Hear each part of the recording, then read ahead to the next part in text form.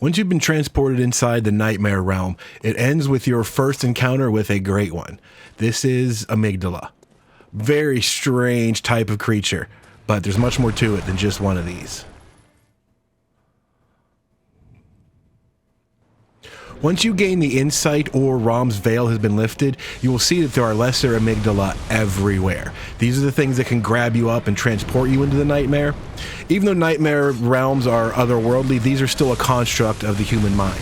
So this is apparently how great ones appear to us, which is why these structures are all over the churches. You see these things as like shrouded monks holding candles, except it's these and not humans.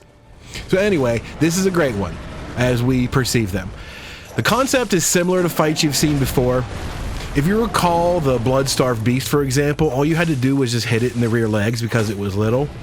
When you fought Vicar Amelia, you could hit her in the back legs, or you could hit her in the front legs, which were also much, much larger. They all cause critical hits. Amygdala is pretty much just hit it in the front legs only. In fact, if you find you go underneath it and hit it in the rear legs, they take like 11 damage. They're telling you, you can't kill me this way. So you do not want to be under this thing's footprint at all. Think of it as like a big 8-foot thing. There's like a shadow on the ground. Do not be under it. You want to stay outside and in front. Like where I am right there is danger zone. I got super lucky it did not land on me and squash me. Underneath is no good because there are arms flickering everywhere. It can grab underneath. It can cover its sides. It's pretty good at swatting you away. Not to mention the instant stomp. All kind of things it can do. Being out in front lets you at least see what it's about to do next, which is a huge benefit. That protects you from laser beam attacks and like the aura exploding headbutt stuff that it does. So you generally want to stay out in front and hit it in the first big arms. I'm in trouble in that corner. Just run away, get out. It's usually not going to one-shot you with anything if your level is good enough. So you stay out here and you see there's a swipe, and it ends with its head on the ground. You want to stick to your long form of your weapon whenever possible because you can hit it in the head more easily. Your extended spear version or whatever it is will be much better at hitting far away targets. So you see a swipe, okay, I can get in, smack it in the arm. Here's some more pounding attacks that lands with his head on the ground. I got bopped that time and barely survived. But you want to see stuff like that. You want to recognize that attack. Okay, as soon as it slams the ground, I want to get him. Laser beam attacks shouldn't be too hard to deal with. It shoots a path on the ground, and as long as you run away from that path, you won't get caught in the explosion.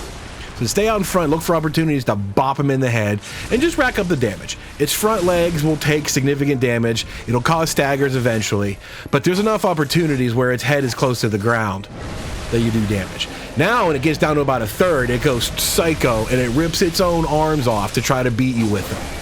The problem is those were the arms that you have been wailing on the whole time. Those seem like they are the front-facing most arms. So when you run up to it, it's kind of hard to hit them now. Or her. I honestly don't know. It doesn't really matter for things like this. They are beyond such constructs. But it gets a little tougher to whack the thing in the arms because look how high off of the ground its arms are. It's a little tough, but the same set of attacks keeps coming out for the most part. Stay out in front of it and watch for the headbutt, watch for the stomp. Try not to get squashed by it. And if your long form weapon is good enough, you should be able to just catch hits wherever you can catch them.